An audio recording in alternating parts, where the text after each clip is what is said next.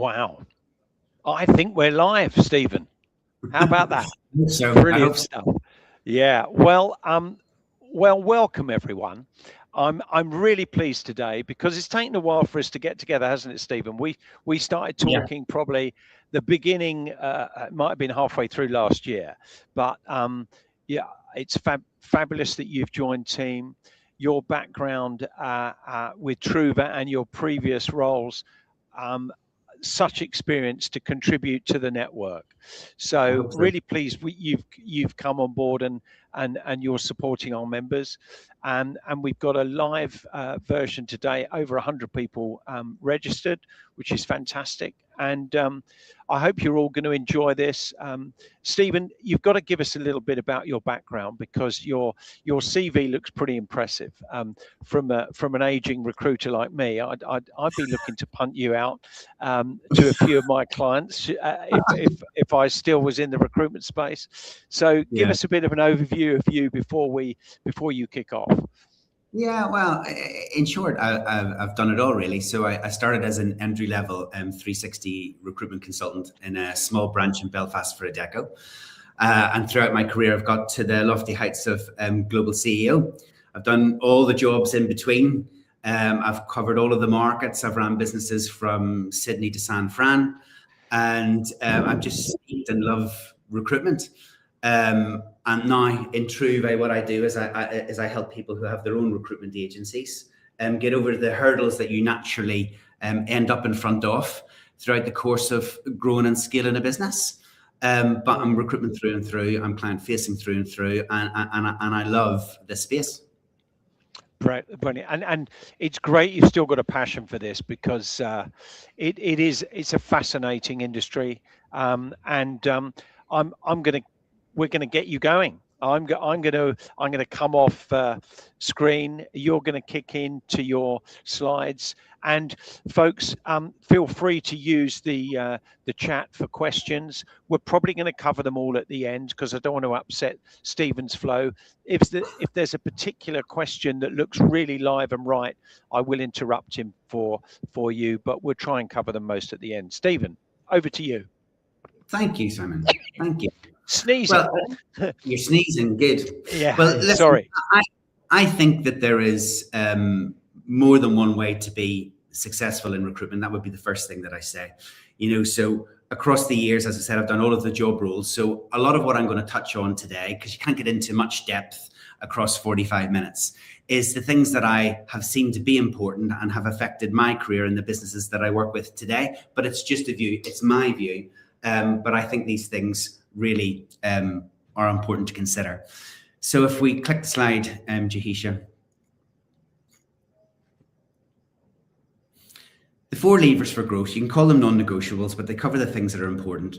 I believe that you've got to have a plan. I believe that in tough markets, you've got to be thinking about everything. But I think that you can categorize the things that you think about broadly under these 4 headings. That first impression and who you are, thinking about sales and client acquisition, customer retention and penetration into that share of wallet. Obviously, we're a people business. People feature heavily in our world. And being a leader, there's some things that are cool and some things that are not cool. And I'm going to touch on some of those as it relates to the markets that we're in today. And then all of the other stuff I jumble into tactics and choices. And that goes everything from mentality to tech. But I think it's important to really consider how you're going to win. I think it's important to have an aspiration. I think it's important to have an expectation. And I think it's important to be able to measure yourself along the way. There's ancient business wisdom that goes back maybe 40, 50 years now about being in a scenario where you're failing to plan and how that ends up for you. So all of this is about taking time out to consider each of these things. I'm going to try and give you some practical examples along the way too. So if we start off with the first one, positioning, Jahisha.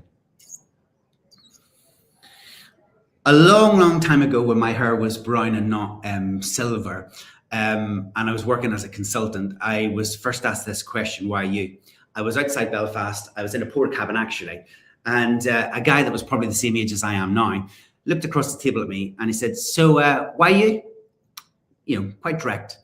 And I started off, I worked for a deco, so I'm part of the world's biggest recruitment agency. He goes, let me stop you. I don't care about that. I'm asking you what you're going to do for me here on this site right now.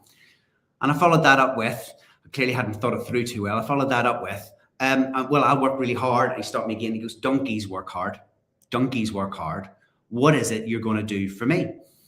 And, I was stumped, in all honesty. So I waffled a lot for about the next 8 minutes and came away with no vacancy and no opportunity, because I'd failed at the first hurdle.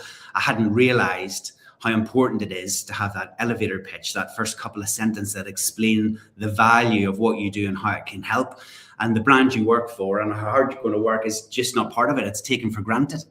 And over the years, I've found that the answer is in our product. We don't design anything. We don't build anything. We've got no work in progress coming from all around the world. Our product is our candidates, and our knowledge of them and their wants and their likes and where they are and why they would move. That is a big part of what we can offer in relation to value. And often what I see still today, is that a lot of people that run recruitment businesses haven't got that completely nailed. They don't really understand what that value proposition is for them, or people within their organizations, whether they've got 2 people in the team, 20 people in the team, 200 people in the team. Does everybody know how to position this business in relation to what are its benefits? What are the strengths? What do we push and why? And when a market's tough, and it is tough, and it's saturated, and it is saturated, that clarity right off the first question is key to maintaining that level of trust that you get as you're starting off to build a relationship. And it flows into, what are you? You can't answer, why you without understanding what you are. And, we've seen since COVID the onset of the micro specialists that maybe do, 3 or 4 job roles and 3 or 4 job roles only. But, specialists can be generalists. Micro specialists can be specialists. But you've got to have that value proposition linked to the relative strengths and weaknesses of what you are, what you do, and what you deliver. And I think that when you're out selling, whether it's like this here virtually or ideally face-to-face if you can, they listen to you, they take on board what you say. They're trying to work out, are you somebody that's trustworthy, somebody who isn't? What you say gets remembered. And once you go, they might have a look at exactly who you are and what you've said, and they'll go and look you up online. They'll look your corporation up online. And if what you have said you do doesn't match, well, that's a disconnect. It's a problem straight from the off. And if you think about it like this, you're sitting in front of somebody. We'll do this very basically, but in essence, it is what they hear. You might ring somebody and say, oh, a hiring manager, I see you've just posted a job. I can help you with that. Oh, really? How can you help me? Well, first person rings and says, well, actually, I fill all sorts of jobs. And this is a job that I can absolutely fill, and I'd love to help you do it. The generalist call. Second caller rings up. Oh, I've seen you posted a job. I can help you with that. We're a specialist. Now, if the job, well, let's pick the job. It could be in engineering, it could be in banking, it could be in pharmaceuticals, whatever. If we take engineering, we're a specialist engineering recruitment business. I can help you with that job. Oh, okay, specialist engineer, brilliant. Third person rings up, micro specialist. I can help you with that, because all I do is recruit process engineers. And actually, not only is that all I do, I can tell you already that there are 10 people within an hour of your site that I'm already engaged with that are looking for a move. I can help you with that job. Each of those messages can resonate with the buyer in different ways, and each of those messages can win, although my light has just went off for whatever reason. And then the person will make a decision and say, all right, okay, I'll maybe ring back that person. I'll go and look them up online. If the person that says, I'm a specialist, we do engineering in our place, they go and they look up the website or on LinkedIn, and they see that actually alongside that, they do sales and they do accountancy and they maybe do a little bit of pharma over here. It creates confusion because they actually haven't positioned the corporation alongside themselves and their own specialism within it. So people deeply, deeply listen to our value proposition, and it's got to be aligned the whole way through everything that you do and across all of your sales channels, whether it's what it says on your email footer, what's on your website, what you do in LinkedIn, what you post about, and what you say, especially when you're in a meeting. If we move on to the next slide, which gets into client acquisition. I think one of the things that I see a lot still is we don't completely know who we're selling to and why. We have sales lists coming out our ears often, but who are we selling to and why? Why them? If we take a round number of 100, why that 100? Why not another 100? Why is that person 87th in the list and not first? I don't think we spend the time enough to ask ourselves, are we truly going to get something back from the people that we're trying to build relationships with now? So are they hiring now? Do they have roles on continually? Could it be a brand association that you want? But moreover, I think that in tough markets, you try and load the bases so that every sales call, every sales interaction should be aimed at getting something there and then. So if you imagine a scenario where you've got consultant 1, consultant 2. Consultant 1 has a list of people that they're selling to that they know from work and study, maybe have 4 roles every quarter.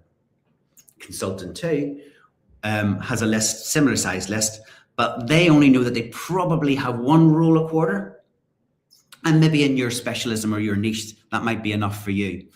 But I think people aren't interested in recruitment unless there's a burning platform, unless there's a need. We're an impulse purchase sometimes, or an impulse thought process. Oh my goodness, so-and-so's handed in the resignation. Oh my goodness, the orders have gone through the roof. What do I do? That's the point where there's a need. And I think that when you can align sales activity to need, consultant 1, who's got 4 opportunities rolling at any quarter, there's always a need. It's always on the agenda. There's always a burning platform. And there's a greater chance of them having the conversation that they need to have. Consultant 2, once a quarter, it could be that in month 1, all of their activities across all of their channels, get ignored because there's no need. In the next month, period 2, there's no need. And it's not until maybe the 3rd month where there is a need that there's an opportunity to have that conversation. So who we're selling to and why is a question that I think we should ask everyone within our organization. And if you're a solopreneur, I think you should ask that deeply of yourself on a sort of 6-week, 8-week basis. And then, understand that once they're the right people, I see sales as a relationship building process. I think it's about relentless relationship building wins, because often the point of purchasing comes from when they trust you, but they can't trust you if they don't know who you are. And to trust you and know who you are, you've then got to be relevant, super relevant in relation to setting out to understand what's important and what's key for them. And I think that often we approach this from the perspective of, I want that role, I want that opportunity, I want. But what's spinning on their side of the plate? What keeps them up at night? What are they worried about? And in any relationship, the deeper that you go, the more you ask, the more you learn around that person's environment and world, the more accurate you can be in the questions that you ask, the side conversations that you have. And it's all of those little things, for me, that build trust. And when trust comes, opportunity comes. But opportunity does not come when trust does not exist. And you can see there, number 3, my pet hate. I'm changing my sales list. What I mean by that is I just think there's so much time wasted. And I hear it to this day. I do. Oh, I've got a new sales list. Why? And the reason is because we don't know what we've done in number 1. We don't know why we were selling to the people that we were selling to. And often all of the effort that's gone into the list that we've had is now wasted because we're dumping it. We're forgetting about it. We're on to something else. And when we're on to something else, the burning platform might catch on fire over here and we've missed the reward for all of our efforts. So I think that consistency around knowing who and why is a really important thing. And the other thing, there's no silver bullet. I know that you guys are reading ahead of the slide, but there is no silver bullet. I've spent some time getting to know a lot of the wonderful people who own and build a number of the apps in our industry.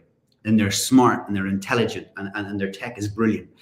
But don't fall into the trap that if you think you buy a little bit of automation, that it fixes your world. It doesn't. It can help you. It can help you be more places more often. It can help you do it with a greater frequency, but it's not a silver bullet. Automation does not fix client acquisition, but it can add value within it. Again, another thing that I see, especially in tough times and people begin to scramble around and worry, is it's about trust. So you can't build trust if you speak to one person once. This adage that you can see at the bottom, I believe in it. I think it's an important thing. You're far better off speaking to 100 people 10 times than 1,000 people once. But often you see people getting into these sort of sales frenzies where they're going and I've got a sales list of 475 people. How on earth can you build a relationship with 475 people simultaneously? I just don't think that you can. If we move on then to the other side of this, Jahisha, in relation to account penetration, I thought about what do I say on this? And I think there's important things. If you start at the bottom right-hand side, I think it's one of the most underused KPIs that exists in our industry. When you run businesses of any size, and the bigger they get, sometimes the more complicated they get. But if you're losing 10% of your customer base, 20% of your customer base, 30% of your customer base, 40% of your customer base every single year, you have to pedal so hard to stand still, never mind grow. And I think that we should be measuring client retention on a rolling 12 months basis, because it's easier when you keep clients to grow. And then you think to yourself how hard you work to win that client, how much money and time you put into winning that client, and then you're on to the next one. And when you're on to the next one, our competitors are working just as hard to take away from you what you have. So I think you've got to work just as hard to keep a client as win one. And I see a weakness in a certain psychology of recruiter where it's always on to the next one, on to the next one, on to the next one. And we don't at times face into the wind the way we should when things go wrong, and they do, because we work with people, right? So maybe we've got the quality of the CVs slightly wrong. Maybe the first interviews haven't gone well. Maybe they don't want to take somebody from first interview to second or to final. Maybe they go through the whole process and they don't want to make an offer. Maybe they make an offer, it's not accepted. Maybe the offer's accepted, and worst of all, nobody starts. But again, one of the mistakes I see, and the easiest thing to do, is to run from that situation, to hide from that situation. Face into it. You got it wrong. Face into it. Somebody let you down. It's a relationship. And if that relationship is strong, then any error or any mistake can be covered off and fixed, really. Because people, I think, have an expectation that they want us to be truthful, honest, upfront, give them information, help them, support them. We're a service. So often, if you hide from a mistake you've made, or you hide from a candidate that's maybe messed it up for you, you're giving away all of the hard work of winning the client in the first place. So you've got to fight hard to maintain that relationship. And some choppy waters are no issue. If you think about the whole Google review process and the psychology behind it, it's pretty simple, isn't it? You ask for something at the point when your stock is highest. You get asked for a Google review when you've just bought something or you've just received a service and you're all happy about it. So you're happy to go onto Trustpilot or something like that and go, yeah, this is great. I bought this, totally fabulous. An opportunity that we can make more of is at the point that we're successful. The person started. It doesn't matter under what engagement they've started, but they've started. Or you've delivered on a project, or you've delivered across a peak. At that point is the point where your buyer is happiest with you. That's the best time to sell in your buddy. That's the best time to ask for something else for yourself. And, hey, I'm glad you're happy. By the way, over on the next desk here is Simon. Simon is a brilliant recruiter for financial roles. And I'd love to get him an introduction to your finance director. Best time to do it. Equally, I'm so pleased you're happy. It's absolutely great. But, for me, I would love to meet Simon. I know he does exactly what you do down in the London office. Is there any way you can make us an introduction? I think that we could make more of that in our industry and use the psychology of selling on the back of a success to get us something extra that we want. And I advise people to do that strongly and often. And then the other thing when it comes to penetrating an account is it's a concept of influence. Now I call it chain of command, but again, we can interact with businesses and only interact with our hiring manager, our decision maker. And it doesn't matter whether they're the line, it doesn't matter if they're HR, it doesn't matter if they're procurement, it doesn't matter if they're the owner, the CEO. We've got one contact. That's where we pay our attention. Nothing wrong with that. I see it slightly differently. I think that up and down the country, all of the businesses that we service across all of the industries and across the world, the same thing. Talent is on that management agenda every month. So if every month talent is coming up around, the corridors of power, having one person around that table vouching for you, fighting for you, saying they get a good service from you, it's great. But what about having 2 people or 3 people or 4 people or 5 people? I give you an example that when I was last in the actual job, rather doing it rather than advising about it, I had a client, and my contact was the regional chairman. But in the regional chairman's team, there was finance, there was marketing, there was HR, and there was procurement, and there was managing directors that ran different parts of his world. And I made a point of getting to know this person, getting to know them well, understanding what was going on outside of the downward pressure that they were applying to their business, and got a feel for the upward pressure that was coming down on them from the PLC board, what their world was. I tried to work out what I could do for him outside of the recruitment piece. What could I do for him that would help him within his own role? But equally, I said, can you give me an introduction to your FD, please? We're one of the biggest invoices that they sign off each month. I'd love to get to know him and what's going on in his work. Can I go meet HR? Would you mind? Would you prefer me to stick with a line? Can I get out and meet the guy that runs this or the girl that meets that? Can I possibly get into each of these teams? Because I think it would help me be able to go back to the ranch and feedback pressure points and the areas where we could be better. So I worked at that across months and months and months, but my goal was, and I was successful in it, my goal was that when talent came up on every single one of their monthly meetings, which it did, bit by bit, I went from one person knowing me and my business to 2 to 3 to 4 to 5, until everybody around that table had met me, interacted with me, met with people within my organization and my business, and they felt firsthand and face to face our commitment to servicing them. And I think that is something where, if it's not something that you're thinking about, it's something that you should think about, because you can influence, and in influencing, you can get a greater share of the wallet. You can get introduced to the finance roles. You can get introduced to to the next sector across. And even with my contact, I was asking, there's 7 of you in your job around the country. Can you introduce me to here and here and here? So the penetration piece is about relationships again and influencing, but it's about sitting by yourself and thinking about, what else can I do? How can I do this? What value can I bring to the table, and what can I get in return?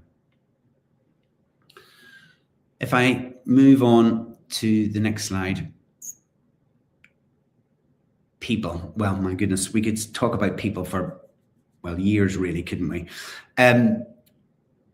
I've tried, you'll be reading through these points here, but I think for me, people strategies never stop. The market moves around us, people's lives move around us. Thinking about your people never stops, and just when you think you've got it right, it'll all go wrong. So I was trying to think to myself, okay, what are 4, 5, 6 things that I can talk about today that I think is important in relation to what I see? Because we're living in a stagnant economy. I know that there are sectors that are doing better than others. I get all of that. I get that. But the economy isn't moving. And without getting political, it's unlikely to move anytime bloody soon, is it? So I think the focus of a leader is that your commitment and your always on antenna is about upgrading your team at every opportunity. You see them, you talk to them, you hear them. If you can upgrade your team at every opportunity, by net effect, you're giving yourself an edge, an improvement. You're driving your business forward in a very strategic way. And sometimes people don't like to be coached, or they don't like to role play, or they don't like to put into practice what they've been taught. And, you know, I think Jeremy's on this call. He'll be able to tell you that better than I ever will. But training somebody to do things, or coaching somebody to do something, and then get them to implement it within your organization could be a tough thing. But you've got to be relentless in doing it. And then you can review it, and you can tweak the results, and you can go again and again. But if you look at your team, they're your asset. Relentlessly upgrade them at every opportunity. And then I think that we confuse, and it's maybe semantics, but I think that we can confuse at times motivation and inspiration. I think that we can use those words in different ways. I think that they're slightly different. And I think that we come from an industry where, you know, there will be great speakers around the place. You go, oh, flip that person there. Oh my goodness, yes. But the reality of our lives in our businesses, actually our teams, or even ourselves, we come to work with an intrinsic level of motivation that day. I'm a Man United fan, so there's often mornings I wake up going, what on earth is going on in my life? I'm depressed with this. But it could be something that you ate last night, something that you drank last night, somebody that you fell out with last night, something that happened with one of your sports last night. Sometimes we just get up, and sometimes we just get up and we don't have the intrinsic motivation that we had the day before, or we normally have. I think in that moment, as leaders, as our teams come through the door and as our teams go online, the only thing that we can actually do is demotivate. Because motivation is an intrinsic thing, I think. So for me, I think that, you know, if you think about it as a tire, you know, are you deflating that person as they come in? Oh, what time do you call this?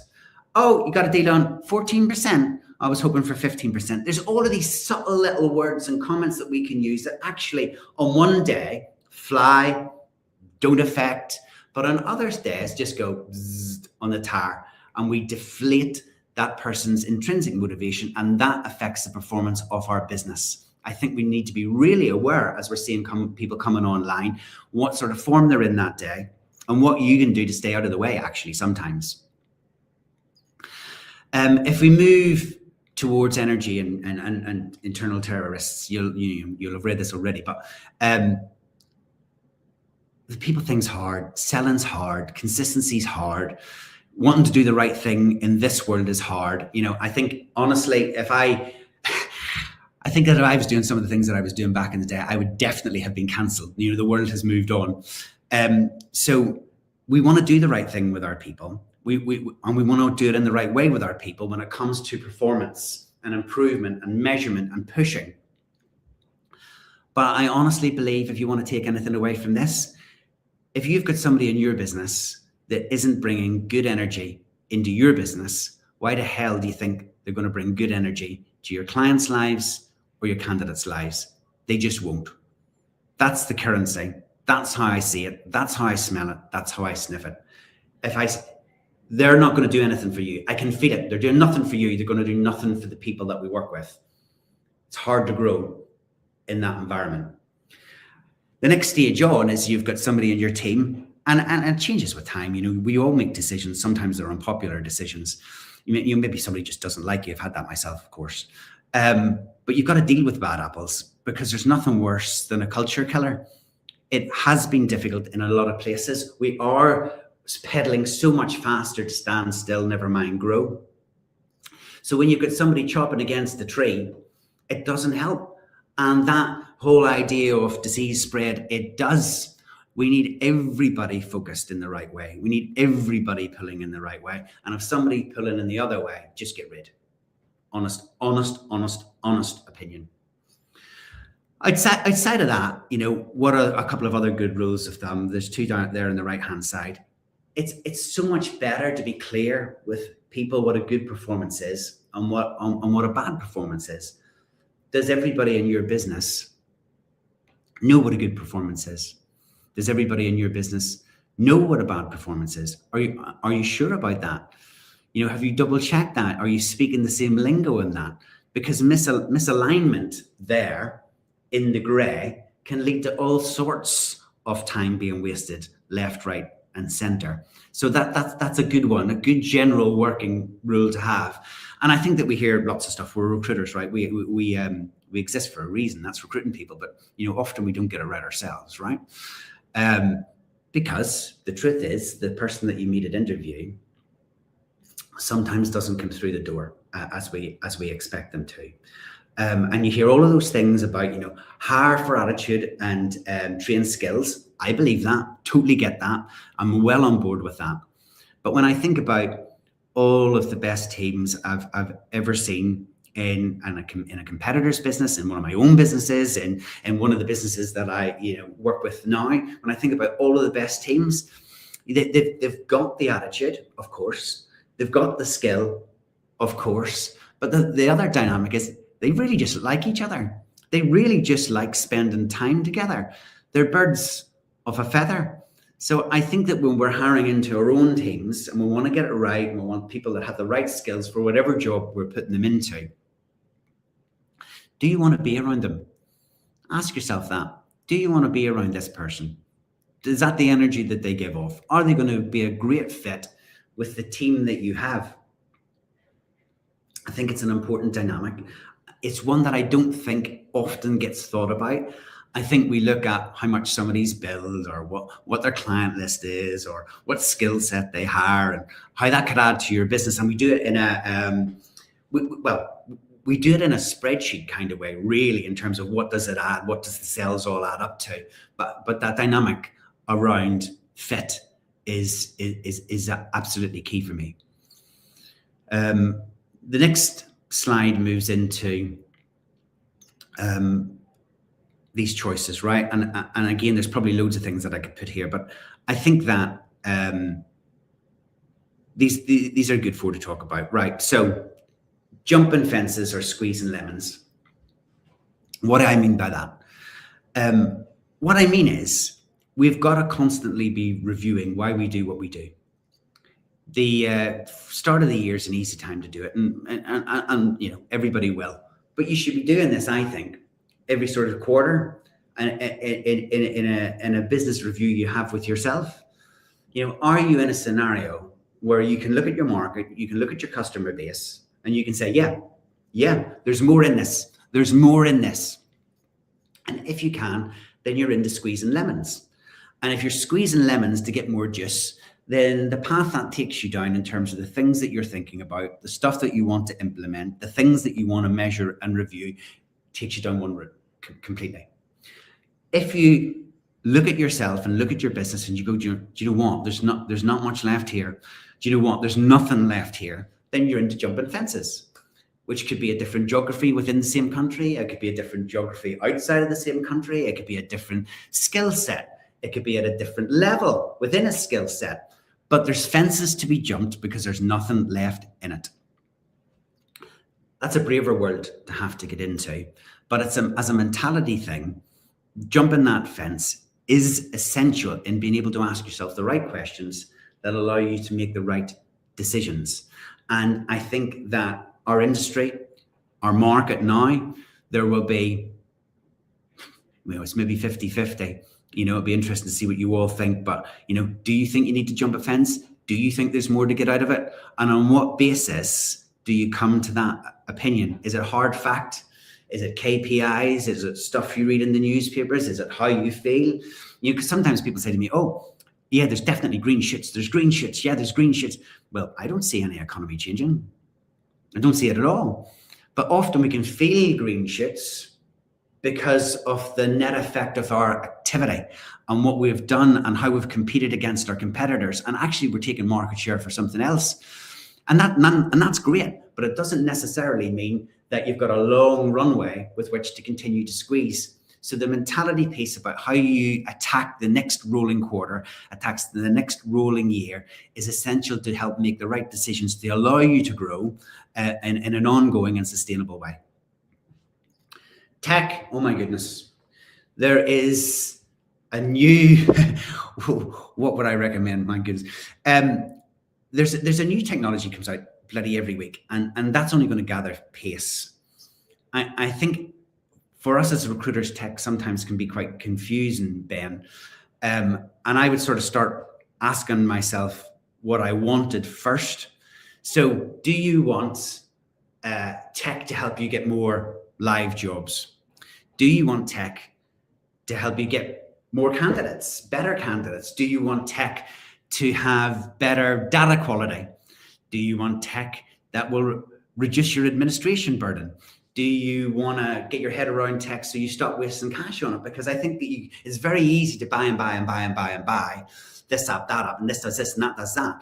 But very, very quickly, the tech strategy from the people that you buy it from are all morphing towards the same goal, which is they provide automation, they provide scraping, they provide CRM, they provide an ATS. And if you're buying this product and that product and the other product, often you end up paying for so much more than what you need. You end up paying with things that don't integrate with each other. You're creating manual processes, and the head begins to spin. But I think it starts with a simple question. What do you want from tech? What do you want from tech? What do you want it to do? It would be good if. It would be great if. It would be a disaster if. And if you answer that question, there's so many brilliant people around our space that support our businesses that can help you with the right choices for the right apps to answer the questions that you want answered. And I think to do that live with any particular business is impossible, because we need to know your situation, need to know what it is that you're trying to achieve, need to know what it is that you're using, need to know how you're using it. Because often, if I move down to the next piece, the CRM, it's an investment.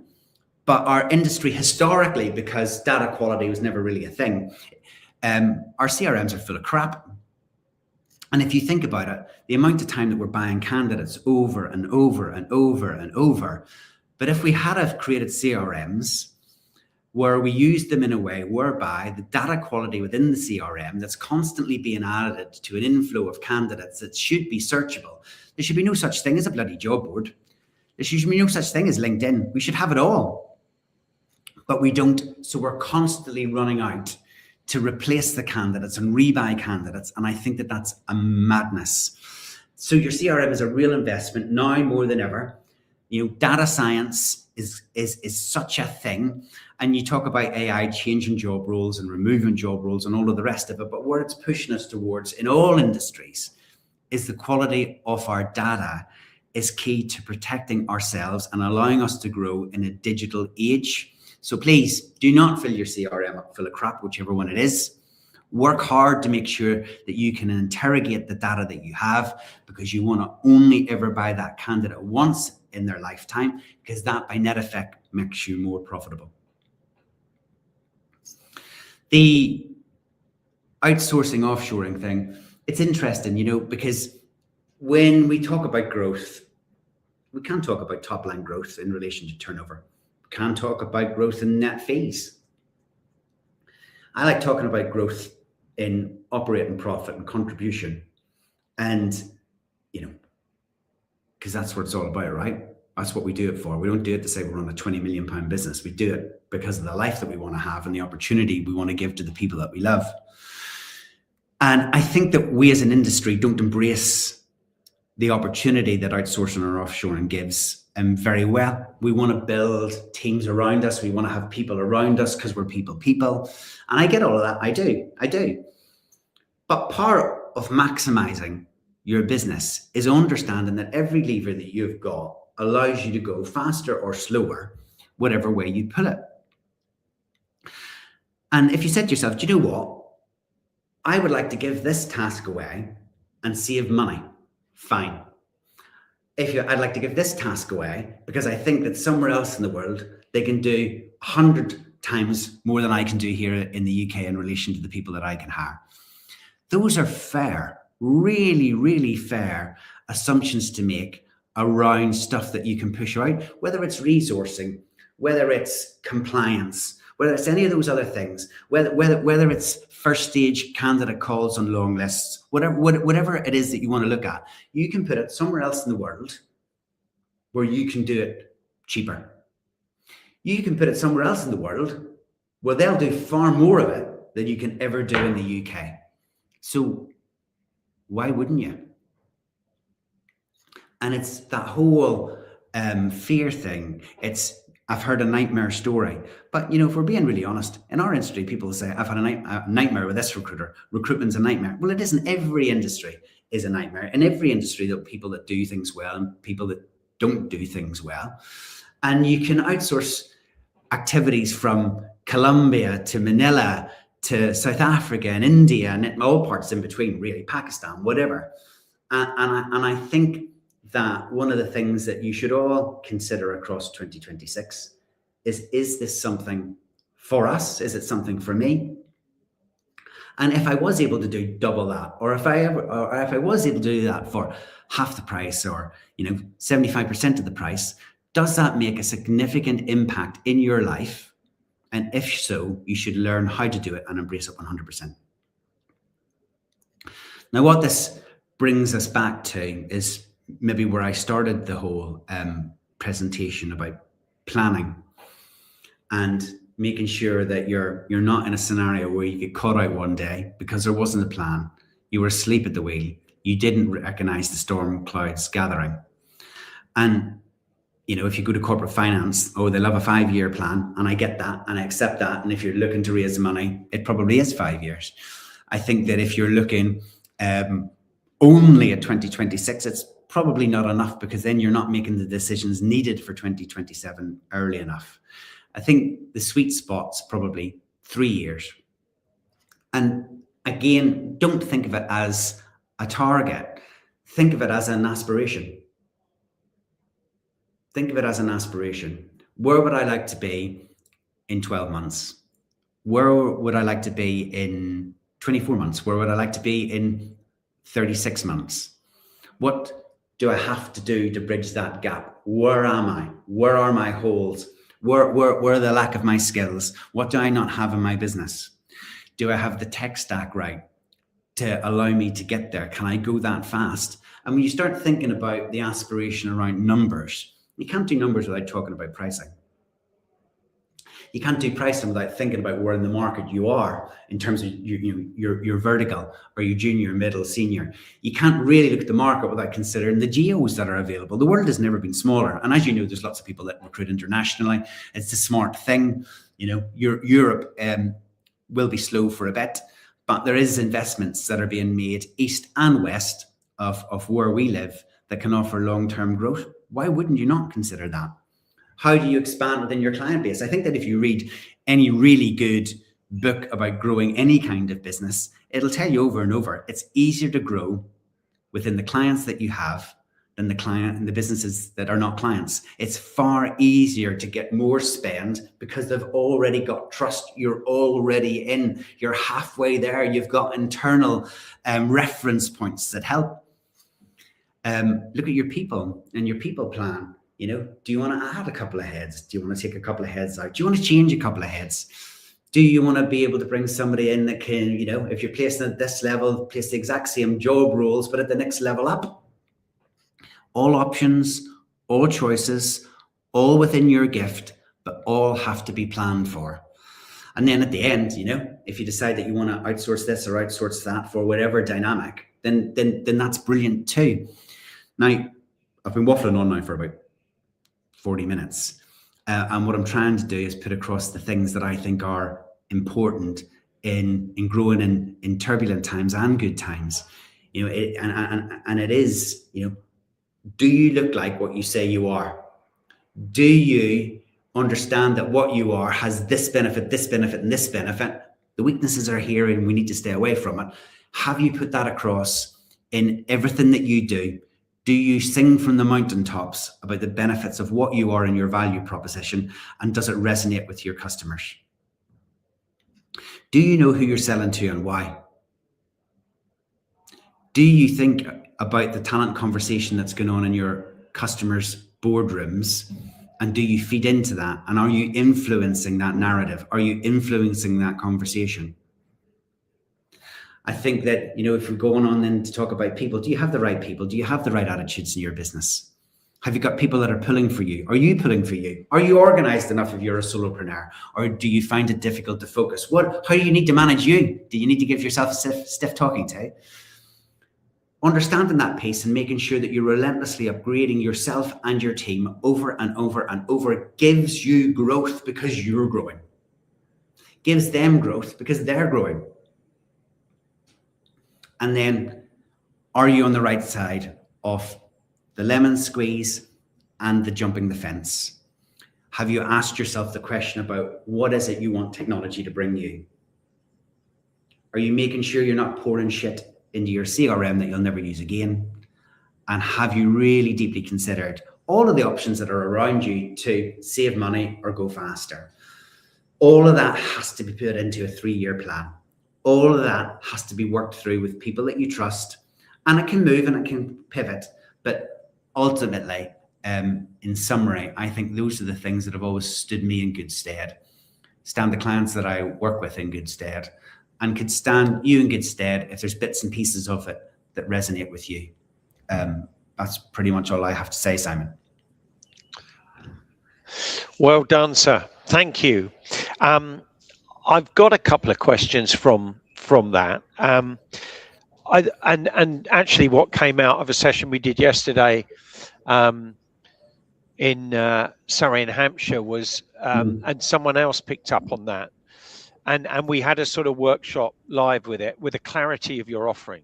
And that's really resonated with a few of the members that we had in the room, because when one of the coaches pushed that out, said, have you got real clarity of what your offering is compared to what your clients may do? You're all in recruitment, you're all offering the same thing, but have you got a clarity for a potential client so that you can get across to them really quickly and easily, so they understand where you are?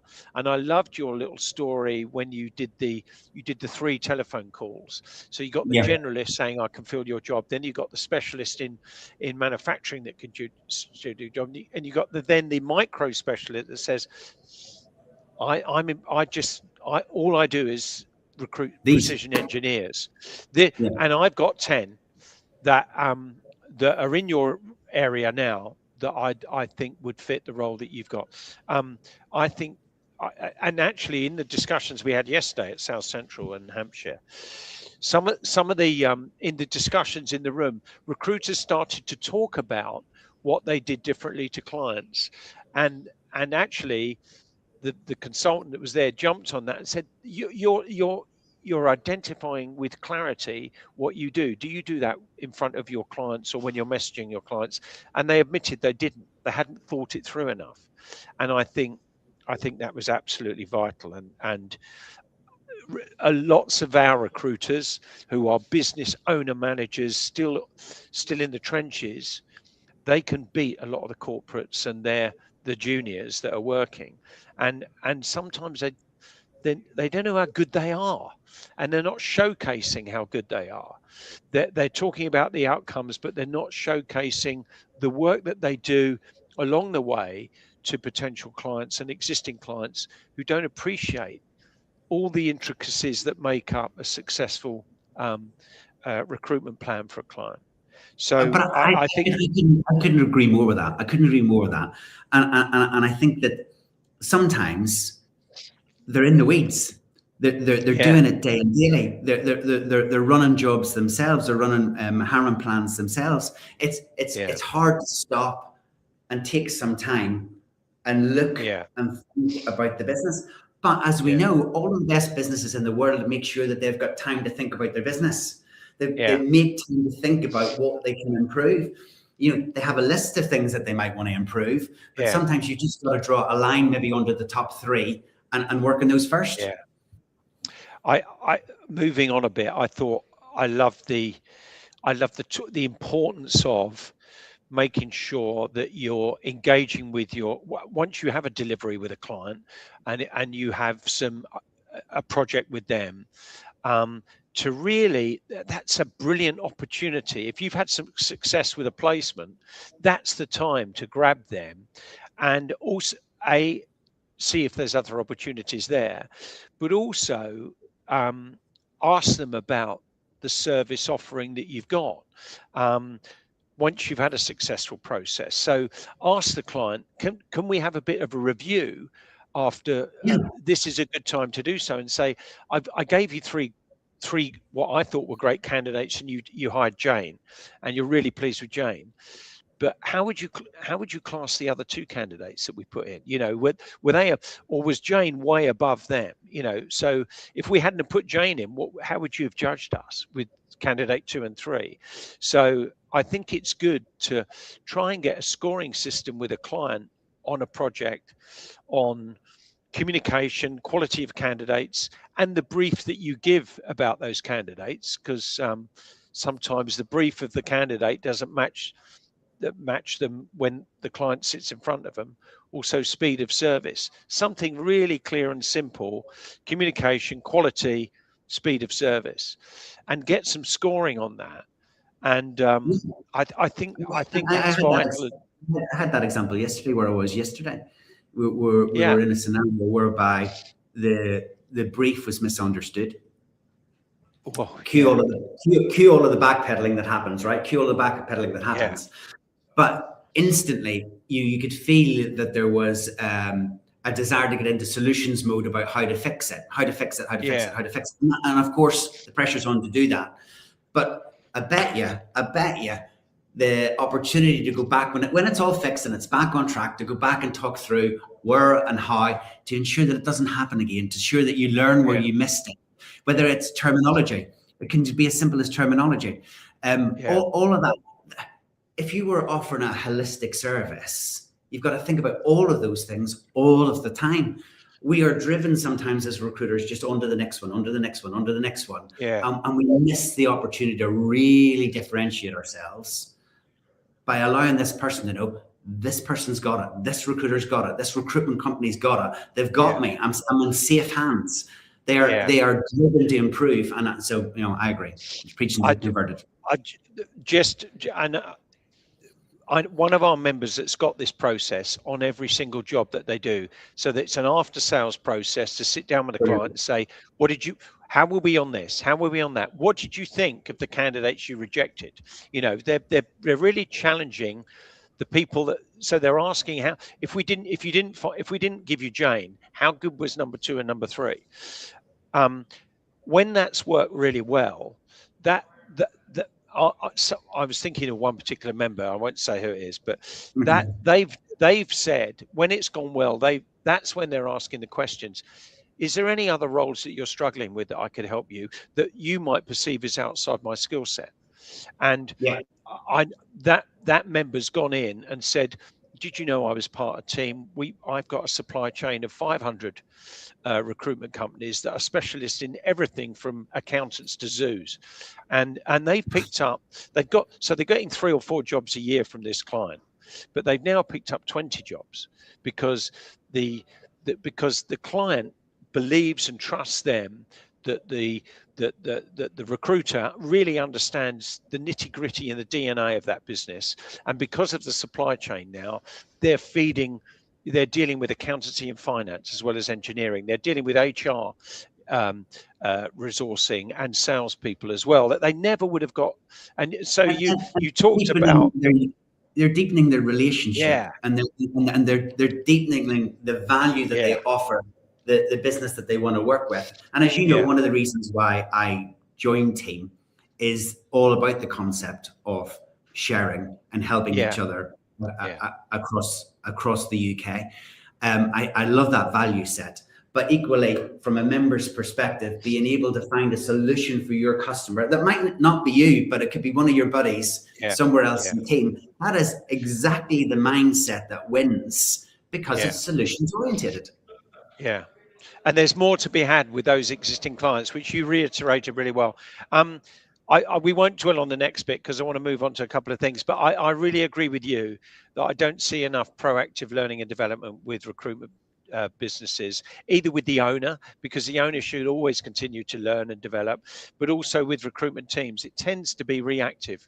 And Jeremy Snell says it, he said he doesn't want to be brought in when it's broken. he wants to invest in people when they're on the up and they're open and they're like faster, sponges. faster. Yeah. And the one thing I would say is, and we talked about, you inferred a little bit, when hiring, would you always go for energy and ambition over skills and experience, or do you want a bit of combo of the two? And I know you said, I want energy, I want ambition, but would you take juniors that were sponges and really give them I love that. I love that. I did a values piece with the business that I work with, and one of the recruitment values is hire sponges, not rocks. Okay. And right, and it's so true. So every single business is different. Every single business needs certain different things, but in general, always attitude, always fire, and if you need experience alongside that, if you need skills alongside that, no problem, and so be it. But I just don't think that skills alone are enough. I don't think experience alone is enough for me to want to push the button and invest my money. I want to feel that I'm going to enjoy my time with that person. I loved your scenario of jumping fences, and in this market, I wanted to do you see jumping? Are we jumping fences quick enough in this market? No. Because I love that. Where do I want to be, and work back from that? All the best companies I've ever seen, in the logistics world that I used to live in. Now I'm in recruitment. All the good companies know where they want to be, and they work backwards from that. And it's, but I see it. I see it rather belatedly in a panic mode rather than in a strategic mode. So that I think is, I think that's really valuable. And have you got any war stories or scenarios where people have got that vision and they've moved from, working UK to working America, or working one market and going up the food chain to C-suites or like that?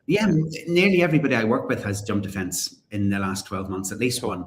Opening in Dubai, opening in America, moving into different marketplaces, going up into because it's there, and we talk about it. And when you talk about the opportunities that you want to go after, then it's just planning for doing it and then executing. But if you get stuck not looking at your business, it sometimes you don't see what's out there. The world has never been smaller. Opportunity is all around. Just be bold and be brave. Good stuff. Just on one last point, we're nearly at 2:00, so I don't want to keep everyone. I'm with you on outsourcing and offshoring, and I think in a world which has embraced remote working since COVID as well, it's easier to do that now and engage, because business owners have got used to working with people remotely, and offshoring. We're doing it a team. We've got Verushka in South Africa doing a great job at outreach now for us, and some of that is about cost, but some of it is we've got lots of our members having some non-verbal resourcing at night in India, so that when they close the business in the UK today, tomorrow morning they've got candidates to have a look at. So why wouldn't first thing, and you can do all the verbal stuff with that long list the following day. It's I think a great option. Well, anything to wrap up? Is there only one thing you advise people on in this market in 2026 as we face the year? We're nearly a month up now, aren't we? But so that went quickly. But what any one piece of advice you'd encourage business owners to do now to really elevate them, give them sort of opportunity, make them think ambitious for this rather strange market that we're still in? Have a plan. Have a plan. Cool. And who if you haven't got a plan, who can you bounce that off to get people to encourage to get some ideas from people? Well, your peers. Go along to any of the team meetings and talk to other people about what they're doing. Obviously, what I do, I'm just moving over here. I've just been booted out of my room. That's cool. Anybody that does flexible. anything that I do, Stephen, you're jumping fences. You're doing what you said. I'm jumping fences now. You're jumping fences. Okay. Well, look, thank you very much. If you want to contact Stephen, there's some links in the there. If you want to watch this again, folks, this is recorded and you'll be able to see that. Really pleased that you've joined this LinkedIn Live, everyone. Stephen, thank you for giving us, I think, a breath of optimism for this market for 2026 and beyond, and some real triggers for business owners to have a think about and what they do. Brilliant. Look forward to seeing you again face to face soon. Thanks, Brilliant. everyone. Bye for now. Thank you. Cheers now. Bye.